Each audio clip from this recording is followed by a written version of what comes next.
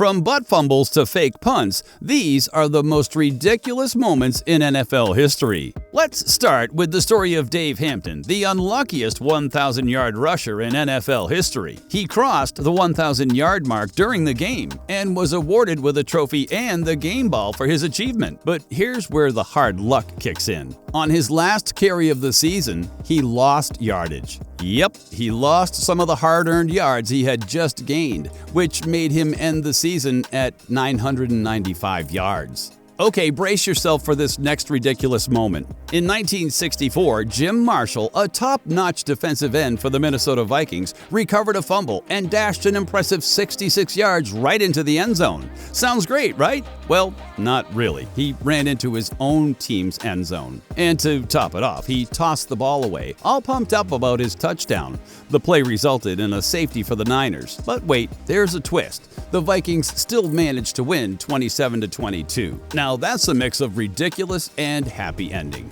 Imagine being down 38-0 at halftime. That's already bad, right? So the Raiders thought things might get a little better after they made the Rams punt in the second half. But nope. Instead of blocking the players on the other team, the Raiders started tackling each other. Yep, teammates are tackling each other. Ray Armstrong tackled his own teammate TJ Carey. And then, get this, he puts his arms up like he's innocent. Don't look at me, I didn't do it.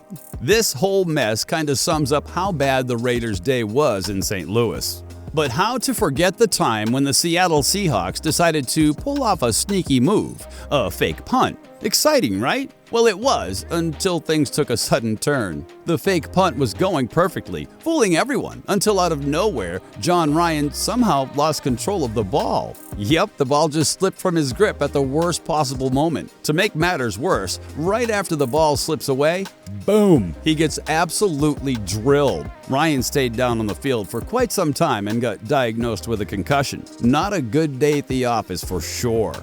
Moving forward, we go to the time a Raiders player experienced one of the most embarrassing moments in NFL history.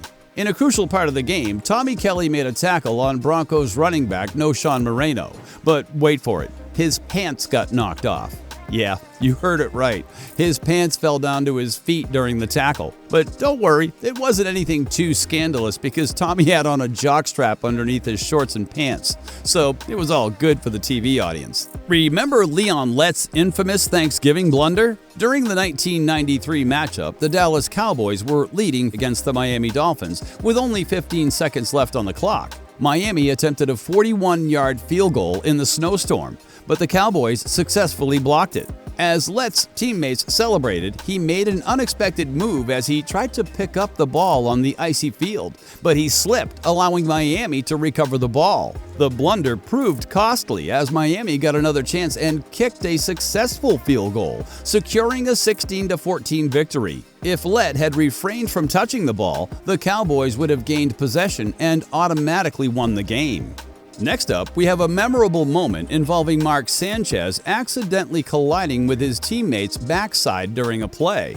The incident gained widespread attention for its comical nature and has since become a humorous reference point in discussions about funny and unexpected mishaps in the NFL. The term butt fumble has stuck as a light-hearted way to describe this particular and somewhat infamous play.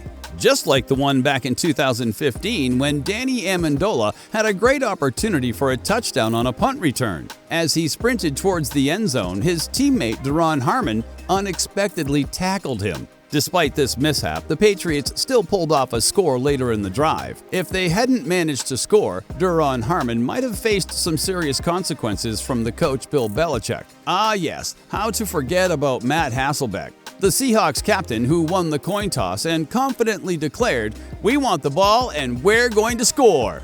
It was a bold statement that took a bizarre turn. In the Seahawks' first possession of overtime, Hasselbeck threw an interception to Green Bay's Al Harris, who returned it 52 yards for a touchdown, securing the overtime win for the Packers.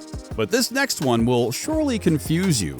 Next up, we have this head-scratcher from 2005, when the NFL launched an investigation into Mike Tice for setting up a Super Bowl ticket scalping scheme. The league wasn't amused and slapped him with a hefty $100,000 fine. Oh, and Tice wasn't just any coach. He was the one in charge during the infamous Love Boat scandal. Tice's off-field antics painted him more like a cartoon character than a serious head coach. Not exactly the image the NFL wanted to showcase. This mess played a role in the Minnesota Vikings deciding not to renew his contract after the 2005 season.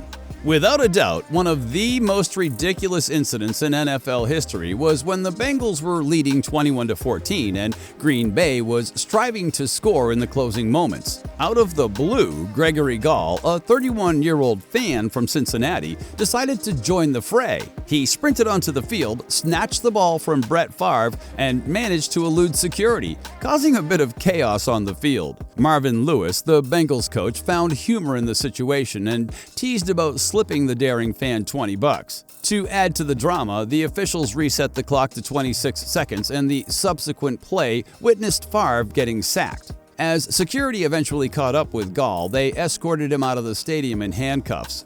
One side of his face was covered in small black pellets from the field turf. Interestingly, Ohio didn't have a law mandating mandatory jail time for such antics. It was considered a fourth-degree misdemeanor, carrying a maximum penalty of 30 days in jail and/or a $250 fine.